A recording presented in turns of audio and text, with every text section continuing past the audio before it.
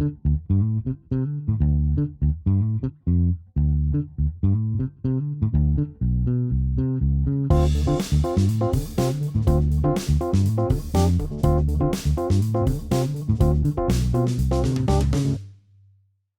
இருக்கிற இயேசு கிறிஸ்து நாமத்திலே உங்கள் யாவரையும் வாழ்த்துகிறோம், வரவேற்கிறோம். இந்த தேவனுடைய வசனத்தை சிந்திக்கிறதுல, தியானிக்கிறதுல நமக்கு எல்லாரும் ஆண்டு நமக்கு பங்கு கொடுத்திருக்கிறார். அவருடைய நாமம் மகிமைப்படுவதாக. அப்போஸ்தலர்படி 17ஆம் அதிகாரத்திலிருந்து ஒரு வசனத்தை வாசித்து ஒரு சின்ன சாட்சியோட கூட,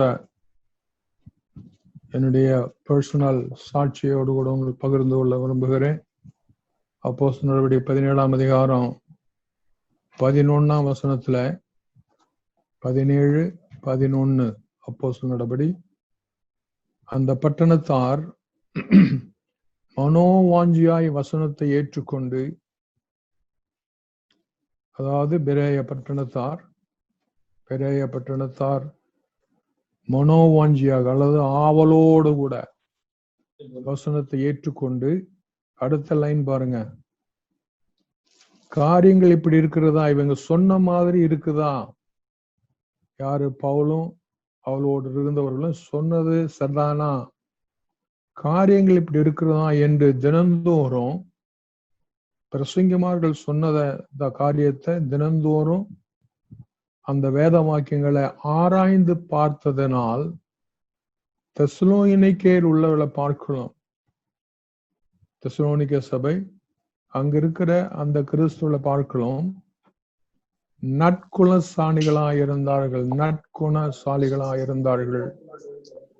12ஆம் வசனம், அதனால் அவர்கள் அநேகம் பேரும் கனம் பொருந்திய கிரேக்கர் அல்லது ரெஸ்பெக்டட் மதிப்புக்குரிய கிரேக்கர்கள் இந்த வசனத்தை ஆராய்ந்து பார்த்த விளைவாக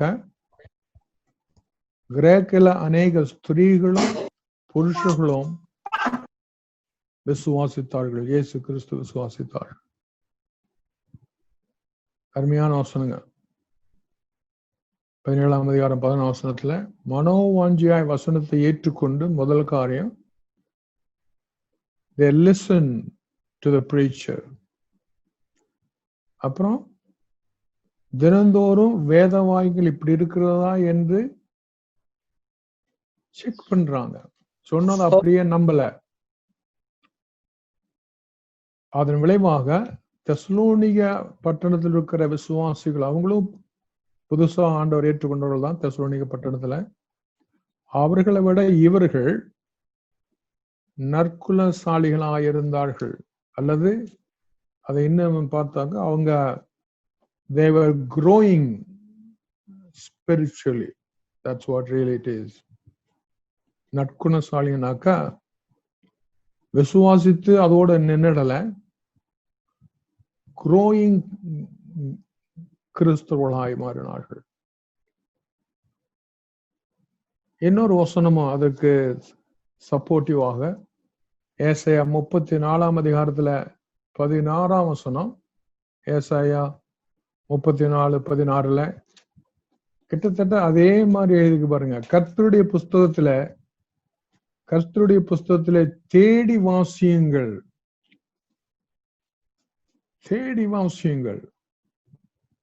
இவைகளில் ஒன்றும் குறையாது, இவைகளில் ஒன்றும் ஜோடு இல்லாதிராது, அவருடைய வாய் இதை சொல்லிற்று, அவருடைய ஆவி அவைகளை சேர்க்கும். ஏசாயா 34:16, அப்போஸ்தலர் 17ஆம் அதிகாரம் 11ஆம் வசனம் கிட்டத்தட்ட புதிய ஏற்பாடு பழைய ஏற்பாடுல பரிசுத்த ஆவியானவர் ஒரே டைப்பான வாஞ்சி குறித்து நமக்கு எழுதி வைத்திருக்கிறார். நான் சொன்னேன், அதோடு கூட என்னுடைய சாட்சியை சுருக்கமாய் சொல்ல பிரியப்படுறேன். என்னுடைய 32 வயது வரை துபாய்ங்கிற பட்டணத்துல, இன்றைக்கு UAE யுனைடெட்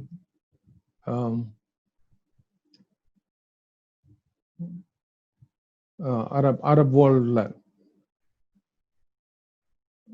32 வயதோடு நான் துபாயில் இருந்தேன். அப்புறம் தேவன் என்னை அங்கே சந்தித்தார்.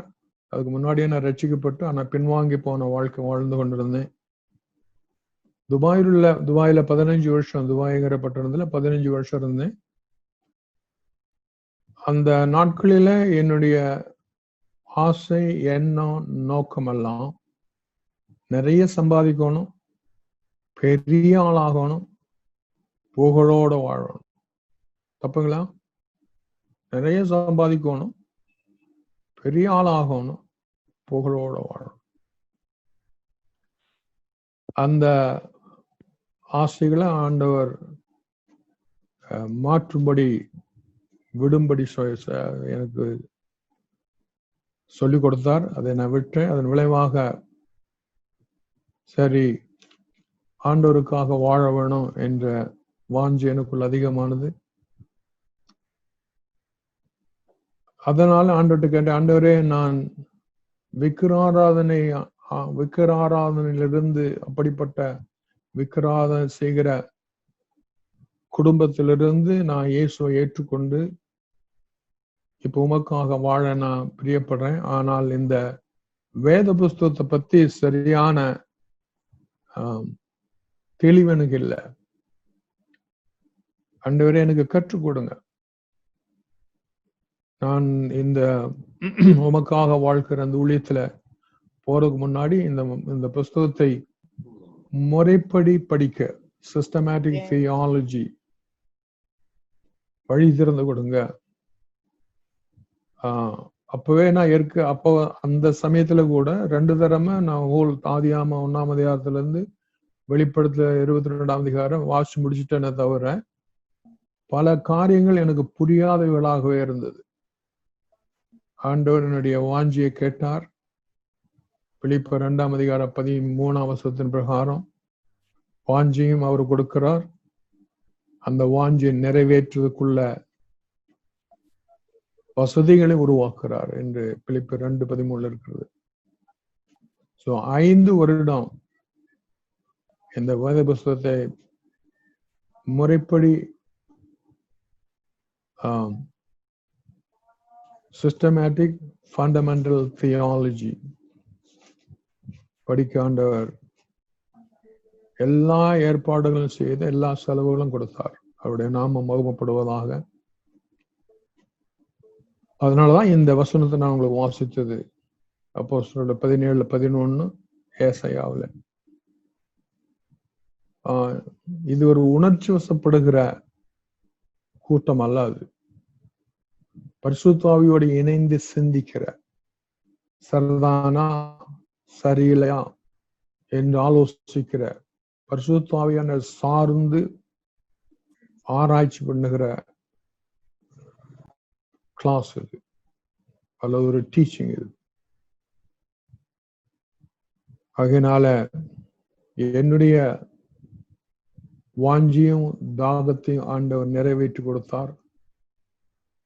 நான் 5 வருடம் இந்த வேத புஸ்தகத்தை படிக்கிறதுக்கு 5 வருடம் என் வாழ்க்கையை ஒதுக்கின போது மாத்திரமல்ல, அந்த 5 வருடம் படிக்கிறதுக்கு நான் படிச்சது கனடா நாட்டுல. அதனால பல லட்சங்கள் செலவாச்சு. வேற யாரும் பே பண்ணல, நானே வேலை செய்து சம்பாதித்து பே பண்ணேன் பல லட்சங்கள்.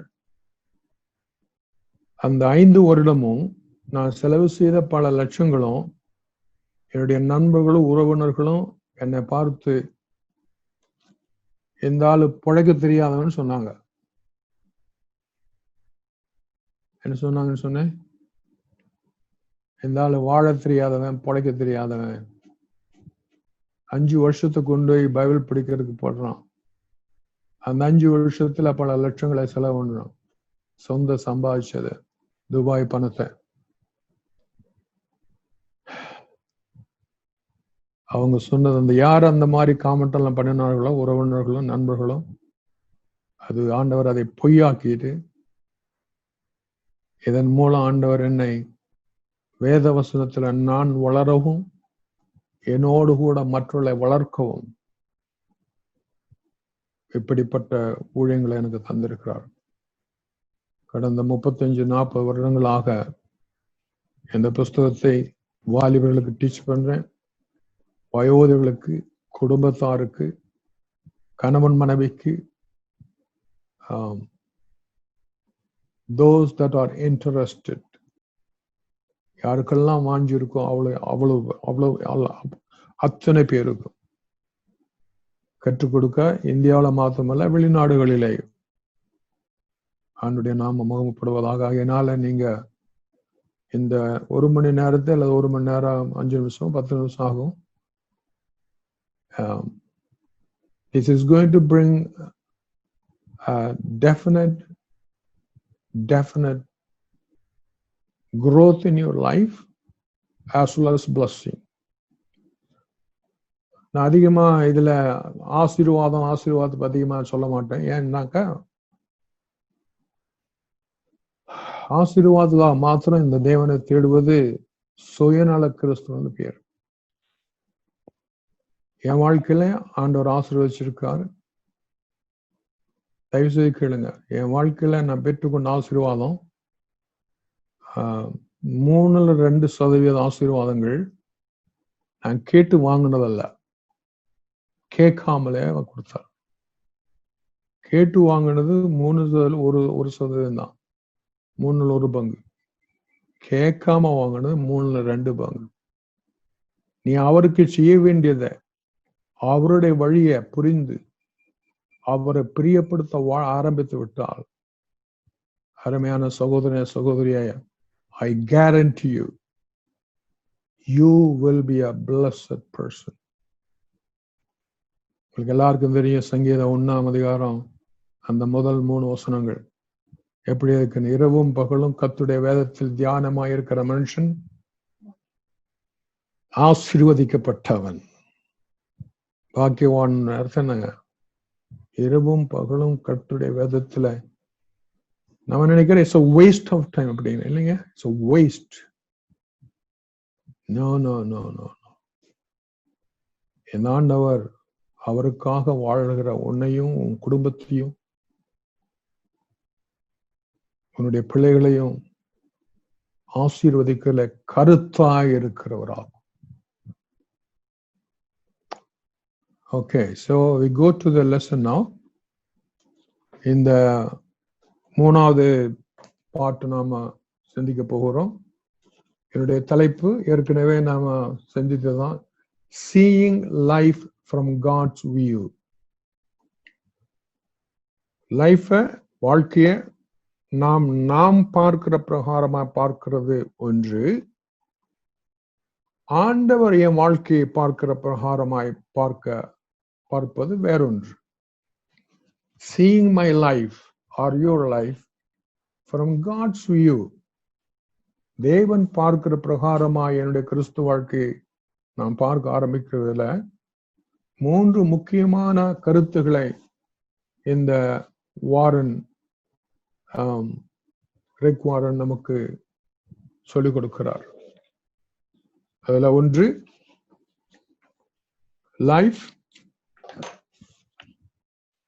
life on earth is a test. நீ 70 வருஷம் வாழ்றியா, 80 வருஷமா, 100 வருஷமா, whatever your age may be, வாழ்க்கை முழுவதும் there will be a lot of tests. God will test your love, God will test your faith, God will test your character. He will test. Test in itself is not a bad thing. Only through test that God can know who I am. Test மூலமா அவர் என்னை யாருன்னு தெரிந்து கொள்கிறார். அதே போல through the test நான் என்னை புரிந்து கொள்கிறேன். Who am I? Only through test. When I fail the test, then I know who I am not. So life on earth is a test என்று பார்த்தோம். போன செவ்வாய்க்கிழமை இரண்டாவது part life on earth is a trust, நம்பிக்கை நிறைந்த வாழ்க்கை என்பது நம்பிக்கை நிறைந்த ஆண்டவர் நாம் அவரை நம்ப வேணும், அவர் நம்மை நம்ப வேணும். நான் ஒரு சைடு மாத்திரம் இருந்தா போதாதுங்க. அவர் ஆண்டவர் என்ன நம்ப வேணும், நான் அவரை நம்ப வேணும். நிறைய பேர் நினைக்கிறாங்க நான் அவரை நம்பினாவே போதும். இல்ல இல்ல இல்ல போதாது, அவர் என்ன நம்பணும். அதுக்கு டைம் ஆகும். God loves us, that's different story. ஆண்டவர் உன்னை நேசிக்கிறார், எப்போ நேசிக்கிறார். நீ ரட்சிக்கப்படுறதுக்கு முன்னாடி நேசிக்கிறார், ரட்சிக்கப்பட்டதுக்கு பிறகு நேசிக்கிறார். But trust is a totally different thing. அவர் உன்னை நம்பிக்கையுள்ளவனாக, நிறைய பேர் நம்பிக்கை இல்லாதவர்களாய் வேத புஸ்தகத்தில் வாழ்ந்தார்கள். உதாரணம் யூதாஸ் கரியோத்து. சீசனா இருந்தும் நம்பிக்கைக்குரியவனாய் வாழவில்லை. பழைய ஏற்பாடுல ஏராளமான பேர். சிம்சோன் தேவன் நம்பிக்கையுரியவனா வாழல. சிம்சோன் தேவனை நம்பினார், ஆனா ஆண்டவர் சிம்சோனை நம்பினதை அவன் உதாசீனம் பண்ணிட்டான். கேயாசி என்று சொல்லுகிற another fellow, another man. So வாழ்க்கை என்பது life on earth is a trust. இன்றைக்கு மூணாவதாக சிக்ஸ்த் டே புஸ்தகம் வச்சிருக்கிறவங்க, those who have books, page 47ல life is a temporary assignment, life is a test, life is a trust, life is temporary assignment.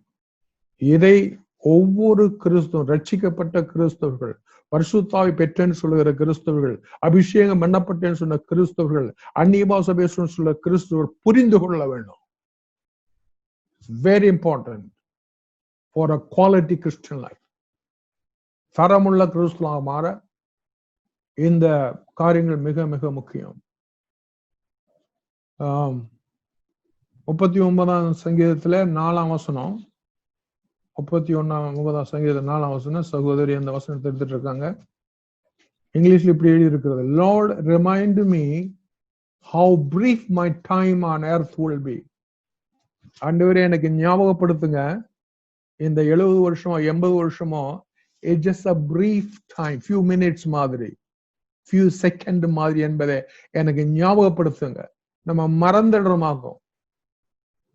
60 வருஷம் வாழ்ந்தோம்னா நம்ம நினைச்சுக்கிறோம் ஏதோ 6000 வருஷம் வாழ்ந்த மாதிரி. It's a wrong imagination. Lord, remind me how brief my time on earth will be. Remind me that my days are numbered. ஆண்டவரே எனக்கு மறுபடியும் ஞாபகப்படுத்துங்க, என்னுடைய நாட்கள் என்ன, எப்படி ஒவ்வொரு நாளையும் நான் செலவு பண்ணணும், ஒவ்வொரு வாரத்தையும் ஒவ்வொரு மாதத்தையும் எப்படி நான் செலவு பண்ணணும். Remind me my days are numbered and that my life is fleeing away. சீக்கிரம் முடிஞ்சு போயிடும். வாசிமா அந்த 39 சங்கீதம். கர்த்தாவே, நான் எவ்வளவாய் நிலையற்றவன் என்று உணரும்படி என் முடிவையும் என் நாட்களின் அளவு இவ்வளவு என்பதையும் எனக்கு தெரிவியும். கர்த்தாவே, நான் எவ்வளவாய், பாருங்க அந்த வசனம் அருமையான வசனம், எவ்வளவாய் நிலையற்றவன்.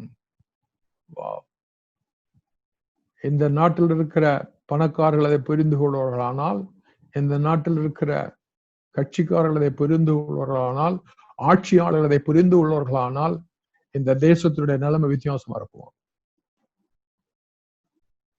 ஆனா நம்ம அப்படி திங்க் பண்றது இல்லை. ஏதோ வந்து பிறந்தது 10,000 வருஷம் வாழ்றதுக்கு பிறந்த மாதிரி நினைச்சுக்கணும். It's a mistake.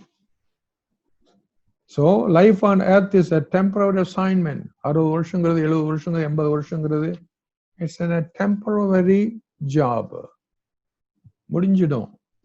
The Bible is full of metaphors that teach about brief. சுருக்கத்தை பத்தி வேத புஸ்தகம் நமக்கு அதிகமாய் டீச் பண்ணது. சுருக்கமா வாழ்க்கையினுடைய சுருக்கம். Brief, temporary, transient nature of life on earth. Life is described as a mist,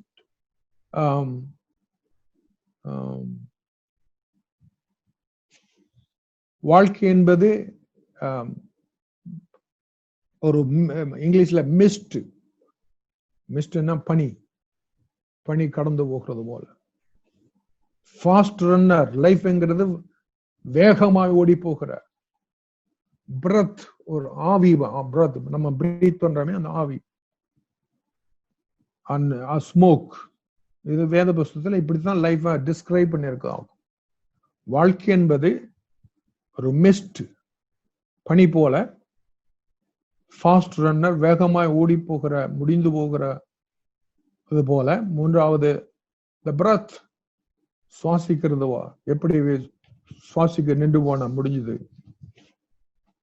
okay, to make the best use of life. அதனால இப்படிப்பட்ட வாழ்க்கை 60, 70, 80 வருஷங்களே இப்படிப்பட்ட வாழ்க்கை நமக்கு முன்னாடி இருக்கிறபடியால to make best use of life, நம்முடைய கிறிஸ்து வாழ்க்கை எப்படி பெஸ்ட் யூஸ், அதை பெஸ்ட் யூஸா மாத்துறது.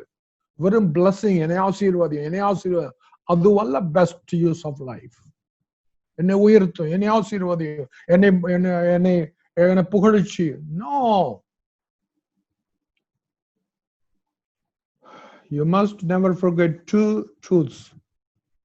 ரெண்டு காரியத்தை நம்ம மறக்க கூடாது. ஒன்று, first compare with eternity. இந்த 60 வருஷம், 70 வருஷம், 80 வருஷம் is a brief life.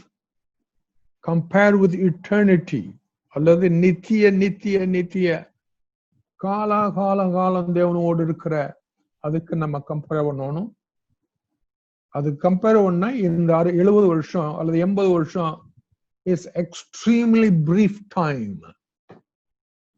இயேசு கிறிஸ்துவோட கூட, பிதாவோட கூட, பரிசுத்த ஆவியோட கூட, பரிசுத்தவான்களோட, பரலோகத்தில் ஆபிரகாமோட, தாவீதோட கூட, எரேமியா, ஏசாயா போன்ற நமக்கு முன்னாடி போன பரிசுத்தவான்களோடு கூட நாம் இருக்க போகிற காலம் it's a long eternity comparing to this life which is 60 years or 70 years. So அது நம்ம சிந்திக்க மறந்துடக்கூடாது. ரெண்டாவது, secondly, earth is only temporary residence. இந்த பூமி எல்லா மனுஷனுக்கும், எல்லா மனுஷனாய் பிறந்த, மதமோ ஜாதியோ படிப்போ மனுஷனாய் பிறந்த அத்தனை பேருக்கும் இந்த பூமி இஸ் a temporary residence, தற்காலிகமானதாகும். இந்த ரெண்டையும் நம்ம மனதில் கொள்ள வேணும். எதுக்கு? தேவன் விரும்புகிற வாழ்க்கை வாழ்வதற்கு, பிதாவுடைய திட்டத்தை நிறைவேற்றும்படி வாழ்க்கை வாழ்வதற்கு, இயேசு கிறிஸ்துவுக்கு மகிமை சேர்க்கிற வாழ்க்கை வாழ்வதற்கு. So ask God to help you see on earth as he sees it. அவர் பார்க்கிற பிரகாரமாய். கிறிஸ்துவனே, கிறிஸ்துவளே, உன்னுடைய வாழ்க்கையை, உன்னுடைய குடும்பத்தை அவர் பார்க்கிற பிரகாரமாய் பார்க்க, உன்னுடைய மக்களை, உன்னுடைய கணவனை, உன்னுடைய மனைவியை அவர் பார்க்கிற பிரகாரமாய் பார்க்க, நீ சம்பாதிக்கிற சம்பாத்தியத்தை, நீ சேர்த்து வைக்கிற பணத்தை, நீ கட்டியிருக்கிற வீட்டை அவர் பார்க்கிற பிரகாரமாய் பார்க்க. இதுக்கு ஸ்பெஷல் பரிசுத்த ஆவியானுடைய ஸ்பெஷல் ரெவலேஷன் தேவையா.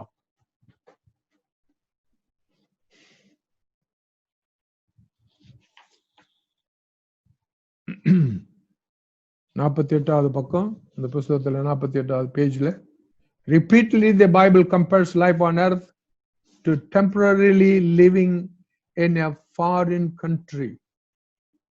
நம்ம இந்த வாழ்க்கை, நம்முடைய கிறிஸ்து வாழ்க்கை நிச்சயமாக இது ஒரு ஃபாரின் கண்ட்ரி. உலகம் என்பது ஒரு ஃபாரின் கண்ட்ரி. இதுல நம்ம குறுகிய காலமே வாழ்கிறோம். This is not your permanent home. இந்த பூமி ரட்சிக்கப்பட்ட உனக்கு, இயேசுவை உயிருக்கு உயிராய் நேசிக்கிற நீ நேசிப்பாயானால், இயேசு கிறிஸ்து உயிருக்கு உயிராய் நேசிக்கிற உனக்கு this is not a permanent home or final destination. இதனுடைய கடைசி இடம் அல்ல, ஃபைனல் டெஸ்டினேஷன் அல்ல. Neither it is permanent home for you. You are just passing through, just visiting there. We are just visiting the earth. The Bible uses terms like இந்த நாட்களுக்கு, இந்த காலங்களுக்கு நமக்கு என்னென்ன பேரு கொடுத்திருக்கு தெரியுங்களா? இப்ப அந்த 48வது பேஜ்ல 6 விதமான பெயர்கள் கிறிஸ்துவுக்கு கொடுக்கப்பட்டிருக்கிறது. ரட்சிக்கப்பட்ட கிறிஸ்துவுக்கு, பரிசுத்தத்தை விரும்புகிற கிறிஸ்துவுக்கு, தேவனை பிரியப்படுத்துகிற கிறிஸ்துவுக்கு, பரிசுத்த ஆவியினால நிரம்பி இருக்கிற கிறிஸ்துவுக்கு 6 விதமான வார்த்தைகள். அதை நான் முதல் இங்கிலீஷ்ல வாசிக்கிறேன், படிக்கிறேன், அப்புறமா அதை தமிழ்ல மொழிபெயர்க்க முயற்சி பண்ணுவோம். நம்பர் 1, கிறிஸ்துவுக்கு ஒரு முதல் பேரு ஏலியன்ஸ். ALIEN, aliens. உங்களுக்கு சந்தர்ப்பம் கிடைச்சு நீங்க அமெரிக்கா நாட்டுக்கு போய் இறங்குனீங்கன்னா, எந்த ஏர்போர்ட்ல இறங்கினாலும் சரி, அமெரிக்காவில், அந்த இந்தியாவில் வந்த, பாகிஸ்தான்ல வந்த, சைனாவில் வந்தா, நம்ம எல்லாருக்கும் என்ன போர்டு போட்டுருக்கு தெரியுங்களா? ஏலியன்ஸ் எல்லாம் இந்த பக்கமா வாங்கன்னு போட்டிருக்கு. கிறிஸ்துவுக்கு பைபிள் சொல்லிருக்கிற பேரு ஏலியன்ஸ். இரண்டாவது பேரு பில்கிரம்ஸ்.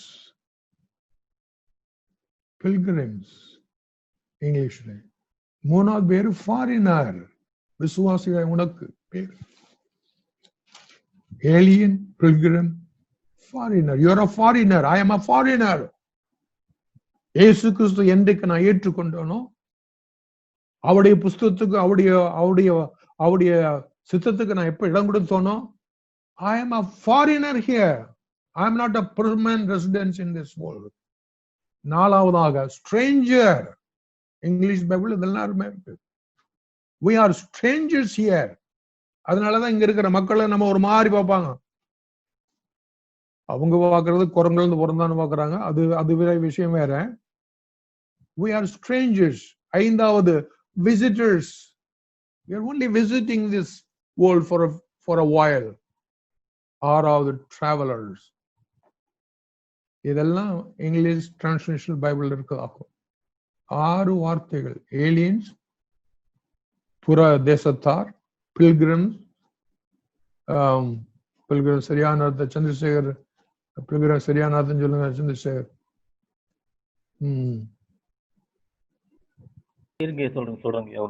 ஓகே, அவர் பார்த்துட்டு இருக்காரு. ஃபாரினர். ஃபாரினர் உங்களுக்கு தெரியும், வெள்ளக்காரன். நம்ம என்ன சொல்றோம்? ஃபாரினர். நீ வெள்ளக்காரன் தான், நீ ஃபாரினர் இந்த ஊர்ல. இல்லையா சொல்ல மாட்டீங்க. ஓகே. ஸ்ட்ரேஞ்சர், யாரோ புதுசா இருக்கு. ஸ்ட்ரேஞ்சர் யாரு புதுசா இருக்கிறார் இந்த உலகத்துக்கு. நீ இயேசு கிறிஸ்து பின்னாடி போவாயானால், பரிசுத்த ஆவியானுடைய அபிஷேகம் நடப்பாயான இந்த உலகத்துக்கு நீ யூ ஆர் a stranger. ஐந்தாவது விசிட்டர். ஆறாவது டிராவலர், நாம் பிரயாணமாய் போகிறவர்கள். தாவீது சொன்னாரு, I am but a foreigner here on earth. 3வது வசனத்துல வாசிங்க. சங்கீத 119:19 தாவீதே என்ன சொல்றாரு தன்னை பத்தி? வாசிங்க தமிழ்ல. பூமியிலே நான் பரதேசி, உமது கற்பனைகளை எனக்கு மறையாதையும். அங்க பாருங்க என்ன சொல்றாங்க. பூமியில நான் யாருங்களாமா?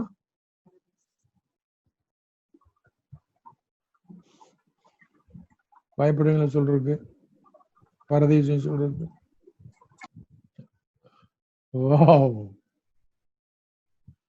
உங்க சபை மக்களுக்கு சொல்லி பாருங்க, நீங்க எல்லாம் பரதேசிகள்.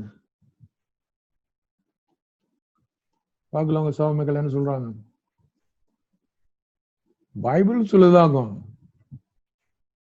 நம்ம பரதேசிகள். அதனாலதான் நிறைய பேரு சர்ச்சுக்கு வர்றது இல்லையோ. அங்க போனாங்க பரதேசி ஆக்கிடுவாங்கன்னு. ஏங்க, அந்த பரதேசினுடைய மகிமையை பத்தி தெரிந்தவர்களுக்கு தெரியும். பரதேசிங்கிற வார்த்தை பேதர் எழுதுறது பரிசுத்த ஆவியினால எவ்வளவு மகிமை நிறைந்த வார்த்தை என்று. அப்புறம் 4வதாக 1 பேதுரு 1:17 1ஆம் அதிகாரம் 17ஆம் வசனத்துல என்ன எழுதுறாரு?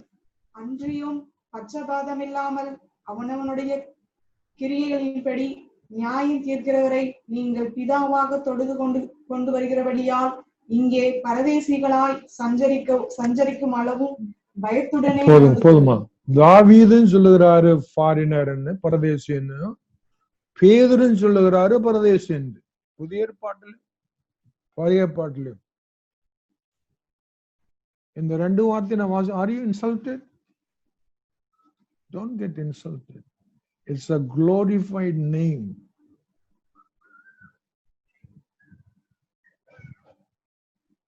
இன்னும் 48வது பேஜில் தான் வாசித்துக் கொண்டிருக்கிறேன். God says his children are to think differently about life from the way unbelievers do. அவிசுவாசிகள், இயேசுவை ஏற்றுக்கொள்ளாதவர்கள், இயேசுவை விரும்பாதவர்கள், இயேசுவை வெறுக்கிறவர்கள் அவிசுவாசிகள், இயேசு மேல அன்பில்லாதவர்கள் அவிசுவாசிகள். அப்படிப்பட்ட அவிசுவாசிகள் God says என்ன சொல்றாரு? God says his children, அவருடைய பிள்ளைகளாக நீங்களும் நானும் இங்க உட்கார்ந்து இருக்கிற சகோதரியாக நீயோ சகோதரனாகிய நாம் எல்லாரும் இங்க இருக்கிற நாம் எல்லாரும் God, we are God's children. There's no doubt about it. We are God's children, or to think differently about our life from the way unbelievers think. அவங்க மாதிரி நம்ம இந்த வாழ்க்கையை பார்க்கவே கூடாது. Because we are foreigner, we are aliens, we are pilgrims, we are foreigner. Therefore, அதனால உலகத்தில் இருக்கிற மக்கள் அந்த வசதி படைத்தவர்கள், அந்த விஞ்ஞானிகள், அந்த அறிவு பெருத்தவர்கள், no, we cannot. அப்படி பார்க்க கூடாது, பார்க்க முடியாது. அதுக்கு சப்போர்ட்டிவா ஒரு வசனத்தை வாசிப்போம். 5வது வசனம், பிலிப்பியர் 3ஆம் அதிகாரம் 10-20 வாசிப்போம். பிலிப்பியர் 3:10, 19, 20. அவர்களுடைய முடிவு அழிவு, அவர்களுடைய தேவன் வயிறு. ஆமா அவரு பாருங்க, அங்க என்னென்ன போட்டுங்க. அவிசுவாசிகளுக்கு அவருடைய முடிவு, பெரிய பணக்காரர் தான், எஸ், செல்வந்தர்கள் தான். ஆனா முடிவு நான் சொல்லல, ஆண்டவர் சொல்றாரு, அழிவு. அப்புறம் அவர்களுடைய தேவன் வயிறு, சோத்துக்காக சிறு வாழ்கிறவர்கள். அவருடைய தேவன் வயிறு. அவங்களுடைய 3 வேளை நான் ஃபுல்லா அடிக்கணும். அவருடைய தேவன் வயிறு. அப்புறம் அவர்களுடைய மகிமை, அவர்களுடைய இகழ்ச்சியே. அவருடைய மகிமை, அவிசுவாசுடைய மகிமை, இகழ்ச்சியே. அந்த வசனத்தை, all they think about is this life is on earth, but we are citizens of heaven where the Lord Jesus Christ lives. நீங்களும் நானும் சகோதரனே சகோதரியா, we are the citizens of heaven, பரலோகத்துக்கு சொந்தக்காரர்கள். நீ ரட்சிக்கப்படாம இருந்தா உனக்கு புரியாதுன்னு என்ன சொல்லிட்டு இருக்காங்க. நீங்களும் நானும், நீ ரட்சிக்கப்பட்டிருப்பாய், ஆனால் நீங்களும் நானும் அந்த பரலோகத்துக்கு சொந்தக்காரர்கள். அந்த பரலோகம் யாருக்கு சொந்தம் தெரியுங்களா? இயேசு கிறிஸ்து என்று உயிரோடு இருக்கிற தேவகுமாரனுக்கு சொந்தம். So real believers understand that there is far more life than just the few years we live on this planet. இந்த பிளானட் எர்த்ல இருக்கிற அந்த 60-70 வருஷத்தை விட we will be living far more. இயேசுவோடு கூட வாழப்போகிறோம். இதுதான் நம்முடைய மகிழ்ச்சி, இதுதான் நம்முடைய சந்தோஷம், இதுதான் that's where we are going, moving toward. Real believers understand that there is far more to life than just a few years we live on this planet. Your identity is an eternity. எழுதிங்க இந்த வார்த்தை, your identity. நீ கிறிஸ்துவுக்குள்ள இயேசுவின் நாமத்தில இரத்தத்தால கழுவப்பட்டு பரிசுத்த ஆவியால முத்திரை செய்யப்பட்டு ஆவியான உனக்குள்ள இருப்பார். ஆனால் உன்னுடைய ஐடென்டிட்டி, உன்னுடைய ID card, your identity is eternity and your homeland is heaven. எழுதிங்க, your identity is eternity and your homeland is heaven. This is not your homeland. This is temporary. Praise the Lord. Hallelujah. Your identity is eternity. What is your ID? What's your identity? நான் நித்தியத்துக்குரியவள், நான் நித்தியத்துக்குரியவன், நான் நித்தியத்து சொந்தக்காரன். இதுக்காக தான் இயேசு பூமிக்கு வந்தார். And your homeland is heaven. சொந்த வீடு பரலோகம். When you grasp this truth, when you grasp this truth, இந்த சத்தியத்தை, இந்த உண்மையை நீ உள்வாங்கிக் கொள்வாயானால், இந்த சத்தியத்தை நீ உண்மையாய் நம்புவாயானால், you will stop worrying about having it all. எனக்கு அது இல்லையே, இது இல்லையே என்று சொல்லி கவலைப்பட மாட்டாய். அந்த லைனை நான் படிக்கும்போது எனக்கு என் வாழ்க்கையில ஒரு காலம் இருந்தது. அது எப்படி சம்பாதிக்கிறது, இது எப்படி வாங்குறது, அப்படி அது என்ன பண்றது, இது என்ன பண்றது, வீடு என்ன பண்றது, கார் எப்படி வாங்க, ஒரே ஒரி. அதனால இது இந்த when you grasp this truth, உன்னுடைய ஐடென்டிட்டி நித்திய ஜீவன் என்றும், உன்னுடைய ஹோம்லேண்ட் பரலோகம் என்கிற சத்தியத்தை உன்னுடைய ஆத்மா விளங்கிக் கொள்ளுமானால், உன்னுடைய ஆவியிலே மகிழ்ச்சி வருமானால், you will stop worrying about having it all. ஆண்டவனுக்கு அதை கொடுக்கல, ஆண்டவனுக்கு எதை கொடுக்கல, ஆண்டவனுங்கிற அந்த கம்ப்ளைனிங் டோன். யாத்திராகமம் இன்றைக்கு வாசித்து தெரிஞ்சுக்கும், அந்த இஸ்ரவேல் ஜனங்கள் எத்தனை முறை கம்ப்ளைனிங் டு காட், எத்தனை முறை அந்த இஸ்ரவேல் ஜனங்கள் கம்ப்ளைனிங் டு மோசஸ், அந்த லீடர் கிட்ட கம்ப்ளைண்ட் பண்றாங்க, அவங்க ஆண்டவர்கிட்ட கம்ப்ளைண்ட் பண்றாங்க, அவங்க வாழ்க்கையை கம்ப்ளைண்ட் பண்றாங்க. they are people of complainers.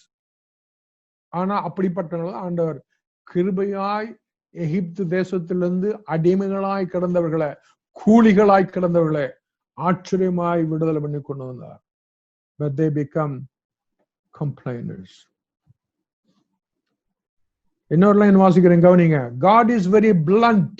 நம்முடைய ஆண்டவர் சில காரியங்களை பழைய ஏற்பாட்டிலும் சரி புதிய ஏற்பாட்டிலும் சரி, நம்முடைய ஆண்டவர் சில சப்ஜெக்டுகளை, சில விஷயங்களை பிளண்டா பேசுவார். எப்படி பேசுவார் தெரியுமா? God is very blunt about danger of living for here and now. இந்த பூமிக்காக மாத்திரம் வாழ்ந்து கொண்டு, இந்த பூமியில் இருக்கவரை நீ ஆசீர்வாதம் ஆண்டவரே, இந்த பூமியில் இருக்கவரை நீ உயர்த்தும் ஆண்டவரே, இந்த பூமியில் இருக்கவரை என்ன மேல வச்சுட்டு ஆண்டவர் என்று இந்த பூமிக்காக மாத்திரம் இந்த தேவனையும் இயேசுவையும் பரிசுத்தாவியும் தேடுகிற கிறிஸ்துவனா இருப்பாயானால், when we flirt with the temptation of this world, God calls it spiritual adultery. அப்படிப்பட்டவர்கள ஆண்டவர் என்னன்னு சொல்றாரு? they are people of spiritual adultery. இயேசு கிறிஸ்து புதிய ஏற்பாடுல சொல்லும்போது பரிசேயர்களை பார்த்து சதுசேயர்களை பார்த்து சொன்னாரு, விபச்சாரர்களே, adulterers. 6வது வசனம் வாசிமா, யாக்கோபு 4:4. விபச்சாரரே, விபச்சாரிகளே. பாத்தீங்களா, எடுத்துன்னு என்ன சொல்லாரு, எப்படி அட்ரஸ் பண்றாங்க அந்த வசனம், எப்படி அட்ரஸ் பண்ணாங்க? காலையில எழுந்தவங்க நீங்க அந்த வசனத்தை வாசிக்கணும் வச்சுங்க, விபச்சாரர்களே, விபச்சாரிகள். How do you like it? அப்புறம் படிப்பீங்களா? அதுக்கு மேலே அதோட மூடி வச்சு போயிருவீங்களா? யாக்கோபுல இருக்குங்க, உங்க பையல் இருக்கா பாருங்க, ஒருவேளை உங்க பையல் இல்லாமல் இருக்கலாம், செக் பண்ணிக்கங்க. யாக்கோபு 4ஆம் அதிகாரம் 4ஆம் வசனம். விபச்சாரரே, விபச்சாரிகளே. என்ன சொல்றாரு? பரலோகத்திற்கிற என்னை ஏற்றுக்கொண்டு என்னுடைய ரத்தத்தால கழுவப்பட்டு என்னுடைய ஆவியினால் நிரப்பப்பட்டு பூமிக்கு நான் வாழ்ந்து கொண்டிருக்கிறாயா நீ என்று சொல்றாரு.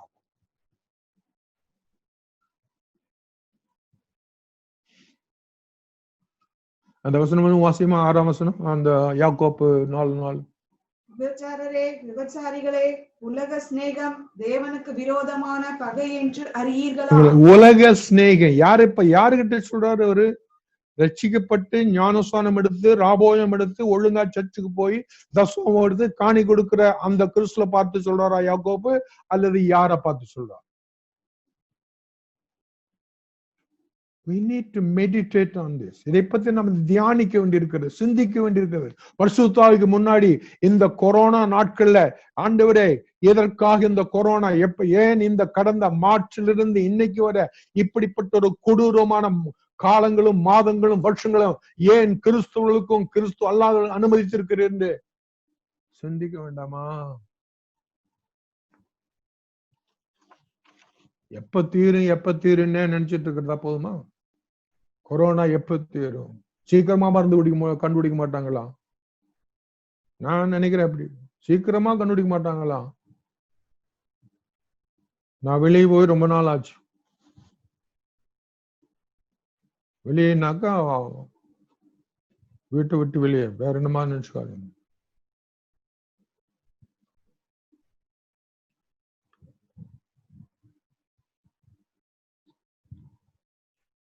நாற்பத்தெட்டாவது பேஜில் கடைசி paragraph. Imagine if you were asked by our country to be an ambassador to an enemy nation. பிரியமானவர்களே, அந்த 48ஆம் பேஜிலையும் 49ஆம் பேஜிலையும் அம்பாசிடர் என்கிற ஒரு பொறுப்புள்ள பதவியை குறித்து சிந்திக்கப்படுகிறது.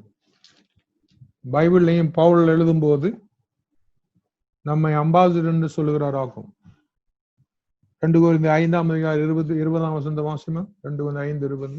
ஆனபடியினாலே தேவனானவர் எங்களை கொண்டு புத்தி சொல்லுகிறது போல நாங்கள் கிறிஸ்துவுக்காக ஸ்தானாதிபதிகளாயிருந்து நாங்கள்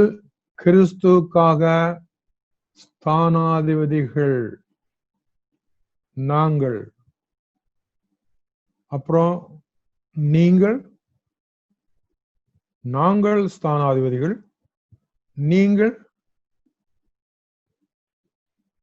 நாங்கள் we are ambassadors. அந்த வார்த்தை, அந்த ஸ்தானாதிபதிகள், அந்த அம்பாசிடர்ங்கிற வார்த்தையை நீ தியானிச்சு பாரு, ஆவியானுடைய உதவியோட சிந்திச்சு பாரு. A joy will flood your heart. பெரிய ஒரு சந்தோஷம், பரிசுத்தாயின் உண்டாகிற சந்தோஷம் நிரப்புமா. பணத்தினால வராத சந்தோஷம், மதிப்பினால வராத சந்தோஷம். The joy of the Holy Spirit, the joy of the Lord உன்னை நிரப்புவாக்கும். ஏன்னா we are ambassadors. பாஸ்டர்ஸ் மாத்திரம் அம்பாசிடர்ஸ் இல்ல, பைபிள் டீச்சர் மாத்திரம் அம்பாசிடர்ஸ் இல்ல, தலைமை போதகர் மாத்திரம் அம்பாசிடர்ஸ் இல்ல. Every Christian, every believer is an ambassador for Jesus Christ. அதாவது அம்பாசிடர் யாருங்க? ஹை கமிஷனர், அம்பாசிடர் எல்லாம் கிட்டத்தட்ட ஒரு அர்த்தம் தான்.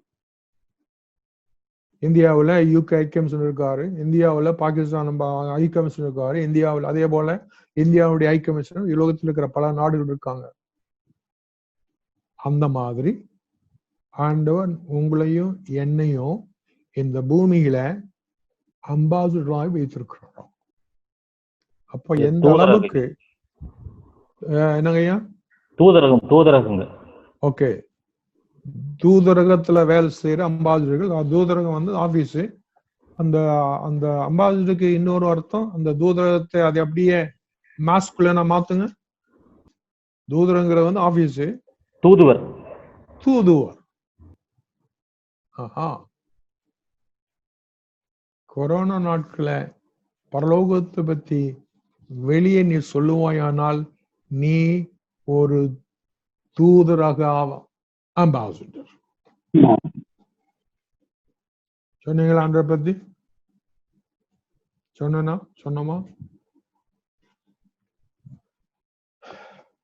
May the Holy Spirit of God, பரிசுத்த ஆவியானவர் இவைகளை பத்தி தெளிவுபடுத்துவாராகும். அதனாலதான் அந்த அப்போஸ்தலர் நடவடிக்கை 17ஆம் அதிகாரத்துல அந்த 11ஆம் வசனம் வாசித்தேன்.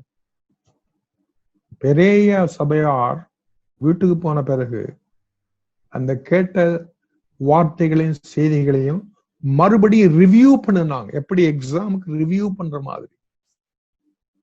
நீ எக்ஸாம் பாஸ் பண்ணணும்னா என்ன பண்ணணும்? கிளாஸ்ல கேட்டதை பல முறை வீட்டுல ரிவ்யூ பண்ணணும்.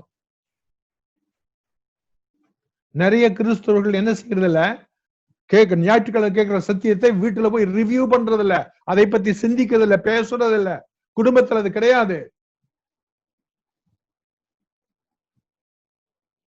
ஏன்னா துக்கமானது என்ன, செய்தி பத்தி பேசினாலும் பரவாயில்ல, ஆனா சில சமயத்துல அந்த செய்தி கொடுத்தா பாஸ்ட பத்தி நான் பேச ஆரம்பிச்சிடும். நல்லா பேசினா பரவாயில்ல, சில சமயத்துல அது இல்ல. இந்த டைம்ல மே த ஸ்பிரிட் ஆஃப் காட், இதான் ஆன்லைன்ல நம்ம இதுகளை கற்றுக்கொண்டிருக்கிறோம். மே த ஸ்பிரிட் ஆஃப் காட், பரிசுத்த ஆவியானவர் இதுகளை குறித்துள்ள தெளிவு உங்க சிந்தையில, உங்க ஆவியில, உங்களுடைய இருதயத்துல கொடுப்பாரா. Don't think it's a waste of time.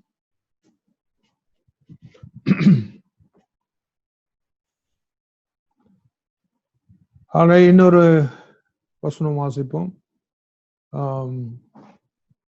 8வது வசனம், 1 பேதுரு 2ஆம் அதிகாரம் 11ஆம் வசனம்.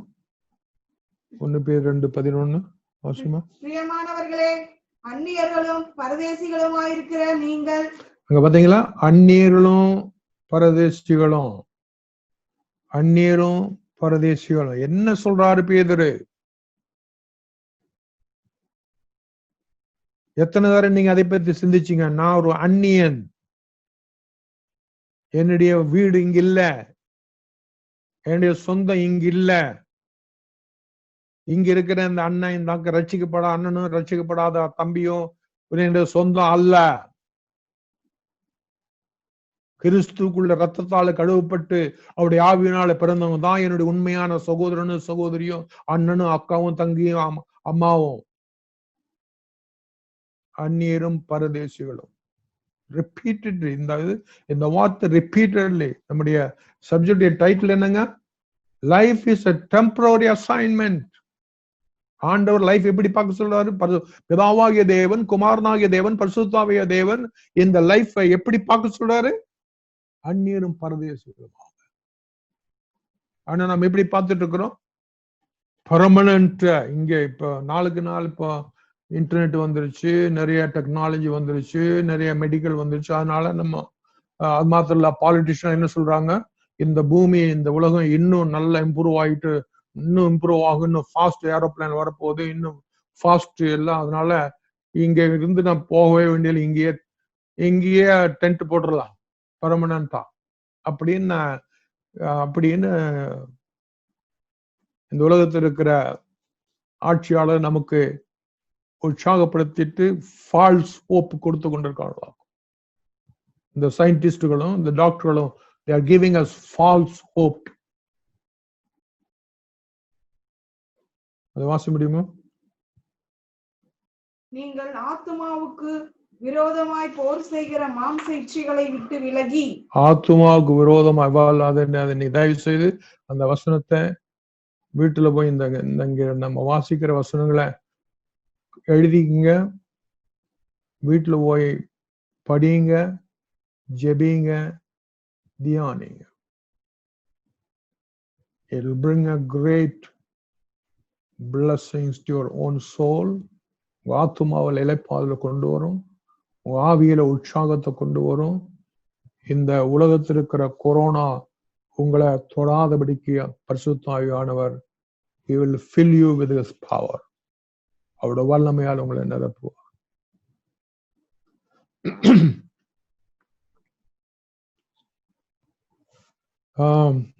டைம் ஆகிறதுனால நம்ம வேகமாக கொஞ்சம் ஸ்பீடா போக வேண்டிய இருக்கிறது. 49வது பேஜ்ல கடைசி பேராகிராஃப். 49வது பேஜ்ல கடைசி paragraph. The fact that earth is not our ultimate home explains why இந்த பூமி, இந்த உலகம், இந்த பூமி, இந்த இந்த 60, 70, 80 வயசு அந்த வருஷங்கள் இது நமக்கு பெர்மனன்ட் இல்லைங்கிறதுக்கு ஆதாரமாக சாட்சியாக we experience difficulties. கிறிஸ்தவர்கள் ஜெபிக்கிறவர்கள் நிறைய டிஃபிகல்டிஸ் வழியா கடந்து வரக்கு ஒரு காரணம் என்ன தெரியுங்களா? It is a proof to us இந்த பூமி எனக்கு சொந்தம் இல்லை. We experience difficulty, we experience sorrow. 49 பேஜ்ல ஜெபிக்கிற வீடுல பிரச்சனைகள், உபவாசிக்கிற வீடுகள்ல சாரோ, துக்கம், கவலை, பயம். We experience rejection, தள்ளப்படுகிறோம், மறுக்கப்படுகிறோம், நம்ம கிடைக்க வேண்டிய கிடைக்கல. 3 காரியங்கள் நமக்கு நிரூபணமாகிற என்னது? இந்த பூமிக்கு நம்ம சொந்தம் இல்லை, அதனால we experience difficulty. இந்த பூமி நமக்கு சொந்தம் இல்லை, அதனால we experience sorrow. இந்த பூமி நமக்கு சொந்தம் இல்லை, அதனால we experience rejection in this world. It's also explains why some of God's promises seem unfulfilled. நிறைய தேவனுடைய வார்த்தைகள், வாக்குத்தத்தங்கள் என்ன நிறைவேறாத ஒரு காரணம் என்ன? இந்த பூமியில அது ஆண்டவர் நிறைவேற்ற விட மாட்டார். And some prayers seem unanswered and some circumstances seem unfair. சில ஜெபங்களுக்கு பதிலே வர்றதில்ல. Some prayers seem unanswered. எத்தனை வருஷமா ஜெபிக்கிறோம், பதில் வரல. அதுபோல some circumstances seem unfair. சில சூழ்நிலை ஆண்டு அனுமதித்திருக்கிறார், அதுக்கு எக்ஸ்பிளைன் பண்ணவே முடியல. ஏன் ஆண்டவர் எனக்கு இதை அனுமதித்தாருங்கிற கேள்விதான் நமக்கு முன்னாடி வரும். ஏன் நான் என் குடும்பத்துல, என் மனைவிக்கு, என்னுடைய மகனுக்கு, என்னுடைய மகளுக்கு ஏன் எனக்கு இந்த, நான் ஒழுங்கா சர்ச்சுக்கு போனேனே, ஒழுங்கா தேவனை ஆராதிச்சனே, ஒழுங்கா இருந்தேனே, ஊழியம் செய்தேனே, and yet the circumstances seems very, very unfair.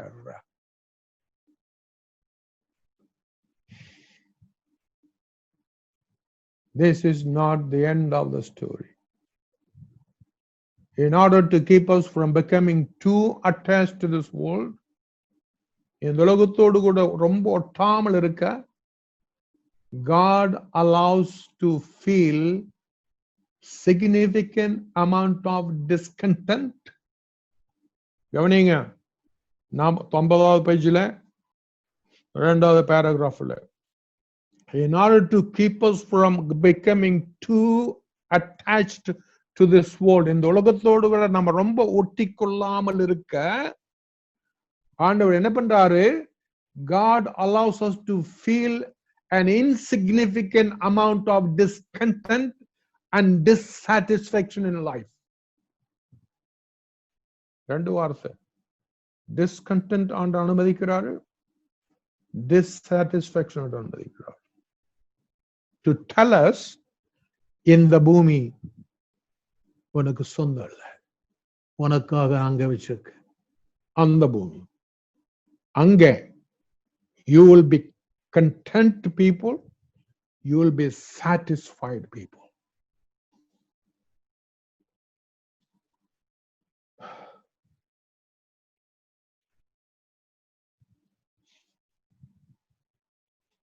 We are not completely happy. கிறிஸ்துவாகிய நமக்கு 100% மகிழ்ச்சி இல்ல. காரணம், because we are not supposed to be in this world. இந்த பூமியில இந்த பூமி நமக்கு சொந்தம் அல்ல, பிசாசுக்கு சொந்தம். அவனுடைய ஆட்சியில் இருக்குது. பாவம் நிறைந்த பூமி, அக்கிரமம் நிறைந்த பூமி, அநியாயம் நிறைந்த பூமி, லஞ்சம் நிறைந்த பூமி, what not. You know, இந்த உலகத்தை பத்தி உங்களுக்கு தெரியும்.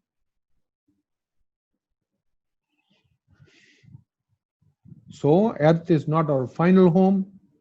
We were created for something much better. இந்த பூமி நம்முடைய ஃபைனல் ஹோம் அல்ல.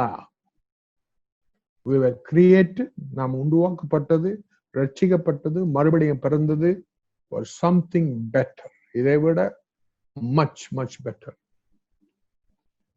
ஒரு சின்ன உதாரணம், 50வது பேஜ்ல சின்ன ஒரு உதாரணத்தை இருக்கிறாரு. மீன், a fish, mean, a fish would not never be happy living on land.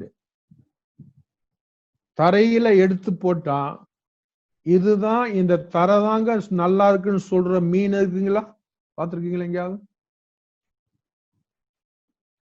Because it was not made for the land. The மீனை ஆண்ட படிச்சது பூமியில தரையில் இருக்கிறதுக்கு அல்ல. மீன் ஆண்டவர் படைச்சது எங்க இருக்கிறதுங்க? In the water. அதே மாதிரி நீங்களும் நானும் இயேசு கிறிஸ்து மூலமாய் வெளியே அழைக்கப்பட்டது எதுக்கு தெரியுமா? இந்த பூமியை சொந்தம் கொண்டாடுகல்ல. So we are like fish.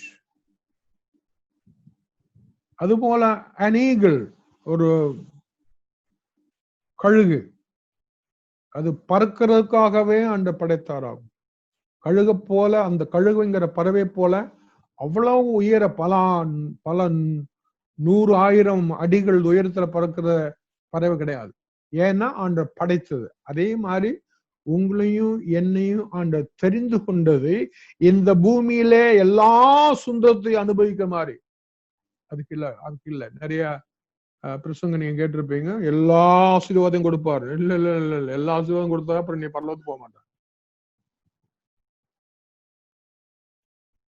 எல்லா ஆசீர்வாதம் கொடுத்துட்டாக்க என்ன பண்ண மாட்டோம் நம்ம? சரி, நாங்க இங்கே இருந்துட்டு போறோமே, அங்க எதுக்கு போகணும் ஏங்க?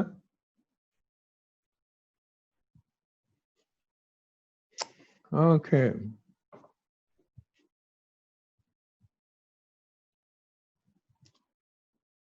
இன்னொரு காரியத்தை எழுதிங்க. சிஎஸ் லூயிஸ், LEWIS, அவர் ஒரு ஒன்னாவது பெரிய வேத பண்டிதர். சிஎஸ் லூயிஸ் அவர் இப்படி சொல்றாரு இந்த வாழ்க்கை பத்தி: all that is not eternal is eternally useless. நித்திய ஜீவன், பிதா, குமாரன், பரிசுத்தாவி, பரிசுத்தவான்கள் இருக்கிற அந்த நித்திய ஜீவனுக்கு சம்பந்தப்படாத எந்த ஒரு காரியம் பூமியில is eternally useless, நிரந்தரமாக பிரயோஜனமற்றது. எழுதிங்க அது. all that is not eternal is eternally useless. Lewis, C.S. Lewis சொன்னது. 12ஆம் வசனம் வாசிமா. 2 கொரிந்தியர் 4:17 வாசி. மேலும் காணப்படுகிறவைகள் அல்ல, காணப்படாதவைகளையே நோக்கி இருக்கிற நமக்கு, அந்த ஒருமா காணப்படுகிறவர்களை அல்ல, இந்த உலகத்தில் இருக்கிற எல்லா பொருளும், உலகத்தில் இருக்கிற எல்லா பணம், உலகத்தில் இருக்கிற எல்லா காணப்படுகளை அல்ல, காணப்படாதவர்களை வாசிமா நோக்கி இருக்கிற நமக்கு, காணப்படாதவர்களை நோக்கி இருக்கிறது தான் உண்மையான ரட்சிக்கப்பட்ட கிறிஸ்தவன். காணப்படுகிறவர்களையே நோக்கி கொண்டிருக்கிறவர்கள் அல்ல, காணப்படாதவைகளை.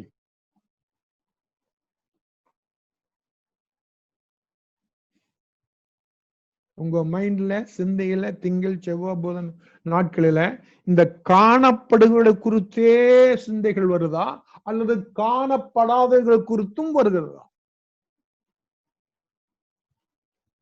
நம்முடைய மக்களுக்கு சபைகள் என்ன சொல்லி கொடுத்திருக்கிறோம்?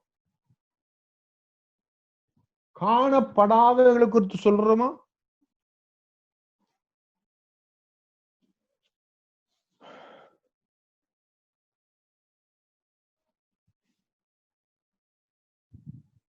அதனால it is a fatal mistake to assume that God's goal for your life is material prosperity or popular success. ஆண்டுடைய கோல், இந்த 66 புஸ்தகங்களுடைய ஆண்டுடைய கோல் மெட்டீரியல் ப்ராஸ்பரிட்டி தான், பாப்புலர் சக்சஸ்க்காகத்தான் இந்த ஆண்டவர் என்னை அழைச்சிருக்காரு, எனக்கு ஞானஸ்தானம் கொடுத்திருக்காரு, என்னை சர்ச்சில் மெம்பர் ஆக்கிறேன் யாரு நினைக்கிறார்களோ அவர்கள் பெரிய ஃபேட்டல் மிஸ்டேக் பண்ணுகிறார்கள்.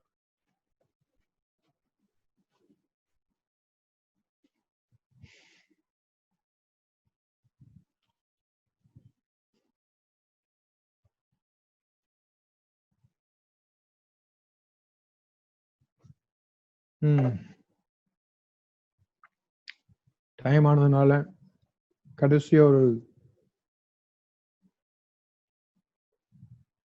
உண்மை ஸ்டோரியோட ஒரு நடந்த உண்மையான ஒரு சம்பவத்தோட முடிக்க விரும்புகிறேன். உங்களுக்கு தெரியும், ஐரோப்பாவிலிருந்து, வட அமெரிக்காவிலிருந்து, கனடா, அமெரிக்கா, யுஎஸ்ஏல இருந்து பல ஆயிரம் ஆண்களும் பெண்களும் வாலிபர்களும் குடும்பமும் சுவிசேஷத்தை சொல்ல மிஷனரிகளாய் உலகத்தின் பல நாடுகளுக்கு போனாங்க. 18ஆம் நூற்றாண்டுல, 19ஆம் நூற்றாண்டுல, 20ஆம் நூற்றாண்டுல, அந்த 200-300 வருடங்களில வில்லியம் கேரி காலத்திலிருந்து புராட்டஸ்டன்ட் மிஷனரிஸ் அமெரிக்காவிலிருந்து, கனடாவிலிருந்து, யூரோப்பிலிருந்து உலகத்தின் பல பாகங்களுக்கு, ஆப்பிரிக்காவுக்கு, ஆசியாவுக்கு, சைனாவுக்கு, இந்தியாவுக்கு ஆயிரம் மிஷனரிகள் போனார்கள் சுவிசேஷத்தை சொல்ல. அப்படி போய் மிஷனரியாய் போன மிஷன் ஃபீல்ட்ல கிட்டத்தட்ட 40 வருஷம் தன் வாழ்க்கையில சுவிசேஷத்தை செலவு செய்து ஒரு அம்மா தன்னுடைய 65 வயசுல வாலிபத்துல போனாங்க. சுவிசேஷங்கிற விதைய விதைச்சாங்க. அந்த ஊர்ல அந்த ஜனங்களை போல வாழ்ந்தாங்க. தன்னுடைய 65 வயசுல அவங்க திரும்ப தன்னுடைய நாட்டுக்கு அமெரிக்காவுக்கு போறாங்க. இப்பதான் பிளேன். அப்ப அந்த காலத்துல, அந்த காலத்துல கப்பல்ல தான் போகணும். இந்தியாவில இருந்து அமெரிக்காவுக்கு கப்பல்ல போகணும். 1 மாசம் ஆகும். அந்த கப்பல் இந்தியாவில் புறப்பட்டு அந்த மிஷனரி அம்மா, அந்த அம்மா 65 வயசு, ஆண்டவருக்காக பரலோகத்துக்காக விதைச்சிட்டு வயதானவளாக பலமிழந்து பெரிய செல்வாக்குன்னு இல்லை, திரும்பி அந்த கப்பல்ல ஊருக்கு போறாங்க. அவங்க ஊருக்கு அமெரிக்காவுக்கு போறாங்க. அந்த கப்பல் லண்டன் போன பிறகு அங்க மறுபடியும் பேசஞ்சர்கள் ஏறுறாங்க. அதே கப்பல்ல அமெரிக்காவுடைய பிரசிடென்ட்டும் அந்த கப்பல்ல ஏறுறாங்க. ஸோ அந்த பிரசிடென்ட் வந்து அமெரிக்க நாட்டினுடைய பிரசிடென்ட். இந்த மிஷனரி அம்மா சுவிசேஷத்துக்காக அம்பாசிடராக, சுவிசேஷத்துக்காக ஹீதன் புறஜாதி நாடுகளில் ஊழியம் செய்து திரும்பி போய் இறங்கும் போதும், அமெரிக்கா போய் சேருது நியூயார்க்கு. அந்த கப்பல் போய் நியூயார்க் சேரும்போது அதே கப்பல்ல அந்த அமெரிக்கா பிரசிடென்ட் வர்றதுனால அந்த அமெரிக்கா பிரசிடென்ட் வரவேற்க அந்த அரசாங்கம் எல்லா விதமான வரவேற்பு ஏற்பாடுகளும் பண்ணியிருக்கு. எல்லா கேப்டனும் வந்திருக்காங்க, ஏர்ஃபோர்ஸ் வந்திருக்கு. அந்த பிரசிடென்ட வரவேற்கிறதுக்கு என்னென்ன ஏற்பாடுகள் தடபடலாம் செய்யணுமோ பண்ணிருக்கு. ஆனா இந்த அம்மா 30 வருஷம் 35 வருஷம் சுவிசேஷம் சொல்லிட்டு போய் இறங்கும்போது கூட்டிட்டு போறதுக்கு ஒரே ஒரு அம்மா மாத்திரம் வந்திருந்தாங்க. அப்போ அந்த அம்மா கவலைப்படுறாங்க, இயேசுங்கிற ராஜாவுக்கு நான் அம்பாசிடராக இத்தனை வருஷம் என் வாழ்க்கையே செலவு திரும்பி வரேன், என்னை வரவேற்க ஒரே ஒரு அம்மா வந்திருக்காங்க. ஆனா இந்த பிரசிடென்ட் திரும்பி வரும்போது அவரை வரவேற்க மிலிட்டரி, போலீஸ், எல்லா ஏற்பாடுகளும் ரொம்ப தடபடலாம். அந்த அம்மா துக்கப்படுறாங்க, கவலைப்படுறாங்க. இந்த துக்கத்தை அந்த அம்மாவை கூட்டிட்டு போக வந்தாங்கன்னு அந்த அம்மா கிட்ட சொல்றாங்க. அப்ப அந்த அம்மா என்ன சொன்னாங்க தெரியல, நல்லா கவனிங்க. அந்த அம்மா சொன்னது பாதையில், அந்த இந்த மிஷினரி அம்மா கூட்டிட்டு போக வந்த அந்த அம்மா சொல்றாங்க, இவங்களுடைய அங்கலாய்ப்பு, இவங்களுடைய ஏக்கத்தை, கவலையை கேட்டு சொல்றாங்க, dear, you have not reached home yet. என்ன சொன்னாங்க தெரியுங்களா? நீ இன்னும் சொந்த வீடு, சொந்த ஊருக்கு வந்து சேரல. நீ பரலோகத்துக்கு போகும்போது உன்னை வரவேற்க இயேசு கிறிஸ்து, தேவதூதர்கள், பரிசுத்தவான்கள் வருவார்கள். That's your home. ஒரு அல்லையே தான் கேட்குது. அதனால கொரோனா வரட்டும், கொரோனாவோட எங்க அப்பா வரட்டும், புரிஞ்சுதுங்களா? அதை விட மேலான பிதா, குமாரன், பரிசுத்த ஆவி, வாக்கு மாறாத omnipotent God, omnipresence God, omniscient God, சர்வ வல்லவர், சர்வ ஞானமுள்ளவர், சகல இடத்தில் இருக்கிற பொய்யுரையாத தேவன், அவருக்கு நாம் அம்பாசடர்களாக இருக்கிறோம். So life is full of test, life is full of trust, and life is temporary assignment. காலாகாலமாய் இயேசு கிறிஸ்துவோடு கூட, பிதாவோடு கூட, ஆபிரகாம், ஈசாக்கோடு கூட அந்த நாட்களே நான் எதிர்பார்த்து கொண்டிருக்கிறேன். தாவீதோட பேசுவேன், யாக்கோபோட பேசுவேன். எஸ், நிச்சயமா என்னை இயேசு பரலோகத்துக்கு கொண்டு போவார். நீங்களும் அங்க இருக்கணும். இந்த ஆன்லைன்ல மாதிரி இருந்தா போதாது, அங்க இருக்கும். நிச்சயமா இருப்பீங்கன்னா நம்புறேன். கர்த்தர் உங்களை ஆசீர்வதிப்பாராக. இதுல கலந்து கொண்ட அத்தனை பேருக்கு நன்றி. அல்லேலூயா ஐயா, அல்லேலூயா. தேவ தயவு கிருபை உங்களை நடத்துவதாக. இந்த வாரத்துல அடுத்த, இன்றைக்கு வியாழக்கிழமை, அடுத்த சனிக்கிழமைக்குள்ளாக ஆண்டவர் உங்க குடும்பத்துல, உங்க வாழ்க்கையில, உங்க தனிப்பட்ட வாழ்க்கையில ஒரு விசேஷமான வித்தியாசத்தை காட்டுவாராக.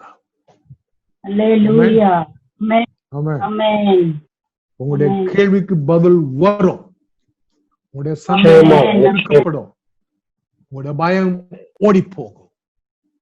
இயேசு உயிரோடு இருக்கிறார். Praise the Lord. Hallelujah. Praise the Lord. Hallelujah. Thank you. Pastor ஐயா ஜெயசிங் ஐயா இருக்காங்க. ஐயா சுருக்கமா எங்களை ஜெபத்தில் நடந்துங்கப்பா. எங்களை அன்பா நேசிக்கிறேங்க நல்ல ஆண்டவரே, இந்த மாலை வேளைக்காக நன்றியோடு துதிக்கிறோம். பூமியிலே நாங்கள் அந்நியரும் பிரதேசமா இருக்கிறோம் என்கிற உணர்வு இல்லாதபடி இந்த உலகத்துக்குரியவைகளை அநேக நேரங்களிலே தேடி நாங்கள் மாண்டு போகிறோம் ஆண்டவரே. அதிகமான வேதனைக்குள்ளாகி கவலைப்பட்டு கலங்கி விடுகிறோம். அன்றைக்கு மரியாள் தனக்கு நல்ல பங்கை தெரிந்து கொண்டாள் என்று சொல்லி வாசிக்கிறோமே ஆண்டவரே. நாங்கள் இன்றைக்கு இந்த நாளிலே ஐயா மூலமாக ஒரு நல்ல பங்கை தெரிந்து கொள்ளத்தக்கதாக, எங்களுடைய வீடு பரலோகத்தில் இருக்கிறது, அங்கே ஆண்டவராக இரட்சகர் இயேசுவை நாங்கள் முகமுகமாய் பார்ப்போம், அவரோடு இருப்போம் என்கிற நம்பிக்கையை எங்களுக்குள்ளே கொண்டு வந்ததற்காக நன்றி சொல்கிறோம். இந்த வகுப்புல எங்களோடு கூட இணைந்து ஆண்டவரே நம்முடைய வேதத்தை அறிந்து கொள்ள எங்களுக்கு கொடுத்த பாக்கியத்திற்காக நன்றி செலுத்துகிறோம். எல்லா சகோதர சகோதரிகளையும் ஊழியர்களையும் ஆசீர்வதியும். வார்த்தைகளை கொண்டு வந்த செல்வராஜ் ஐயாவை ஆசீர்வதிப்பீராக. அவனுடைய கிருபை அவர்களோடும், அவருடைய ஊழியங்களோடும், அவருடைய பிள்ளைகளோடும் இருக்க வேண்டும் என்று நாங்கள் ஜெபிக்கிறோம். தொடர்ந்து கர்த்தருடைய வருகை தாமதமாகுமானால் வருகிற சனிக்கிழமையில மீண்டும் நாங்கள் இன்னும் கற்றுக்கொள்ள எங்களுக்கு ஆண்டவர் அனுகிரகம் பாராட்டும். இந்த நாட்களிலே ஆண்டவர் அதிகமாக நாங்கள் உட்கார்ந்து கர்த்தர் எங்களுக்காக என்ன வைத்திருக்கிறார், ஏன் இந்த பூமியிலேயே நாங்கள் உள்ளவைகளை சிந்திக்க வேண்டும், இவைகளை வெறுத்து பரலோகத்தை நேசிக்கக்கூடிய சிந்தையை அதிகமாய் கற்றுக்கொள்ள இன்னும் கிருபை தாரும். இந்த கருத்துல ஒப்புக் கொடுக்கிறோம். துதி கனம் மிகவும் எல்லாம் உமக்கே எடுக்கிறோம். இயேசு கிறிஸ்துவின் நாமத்துல வேண்டுகிறோம். ஜெபங்கள் மிக நல்ல பிதாவே. ஆமென். ஆமென். God bless you. Thank you. God bless you.